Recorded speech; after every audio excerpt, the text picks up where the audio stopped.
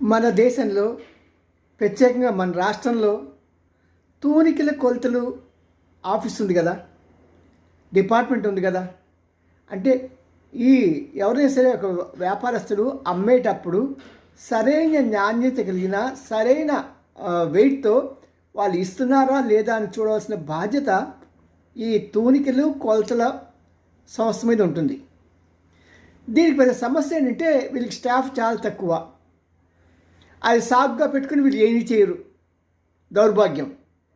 So ఏదేమైనా సరే ఈ రోజున బంగారం రేటు ఇంత పెరిగిపోయింది కదా.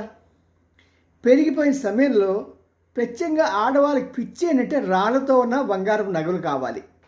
రాళ్ళతో ఎవరు రాళ్ళు పెట్టి కొట్టేవాళ్ళు లేక రాళ్ళతో కావాలంట. చూడండి జాగ్రత్తగా, ఈ రాళ్ళుకి వాళ్ళు ఏం చెప్తే అదే వెయిట్, దీని వెయిట్ ఇంతే ఉంటుందండి అంటాడు. నిజమో కాదో మనకు తెలియదు, దాన్ని నమ్మాలి. అంతేకాకుండా దానికి ఆ రాళ్ళకి మనం రేటు వేస్తాడు, అది చెల్లించాలి. ఇది లాస్ట్ టైంలో మనం చెప్పుకున్నాం, ఇంతవరకు బాగానే ఉంది. చాలామంది వినియోగదారులు ఏమంటున్నారంటే తూనికలు కొలతలు వాళ్ళు వెళ్ళి వాళ్ళు చెప్పే ఆ కొలతలు ఇది ఇంత వెయిట్ ఉంటున్నది అని చెప్తారు కదా, దాన్ని టెక్నికల్గా జాగ్రత్తగా అది ఓపెన్ చేసి ఆ రాయి బరువు అంతే ఉన్నాయా లేదా అని చెక్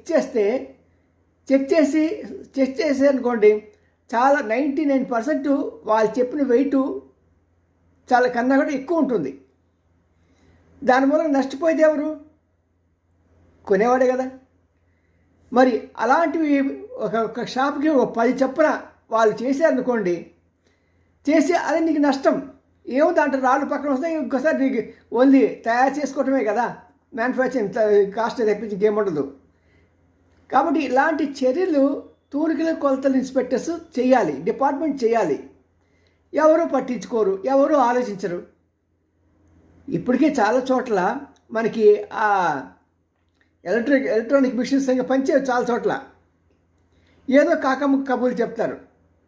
సో అది పక్కన పెట్టి ఈ బంగారంలో మెయిన్ లూటీ జరిగేది ఈ రాళ్ళ దగ్గరండి. ఈ రాళ్ళని కనీసం ఒక్కొక్క షాపులో డిఫరెంట్ వెరైటీస్లో, వడ్డానాలో చోట కొన్ని పెద్ద నెక్లెస్లు మనకి యాంటిక్ ఏదంటారు అలాంటివి, వీటిలో అవి తీయండి, ఆ రాళ్ళు తీసేయండి, ఎంత వెయిట్ ఉందో చూడండి. ఇక్కడ తప్పకుండా దొరుకుతారు, ప్రతి షాపులో దొరికిపోతాడు. ప్రజలకు న్యాయం జరుగుతుంది. చేయండి సార్, మీరు కాబట్టి ఇంకెవరు చేస్తారు? CM Ramji, senior journalist, Gudiganta TV 9 like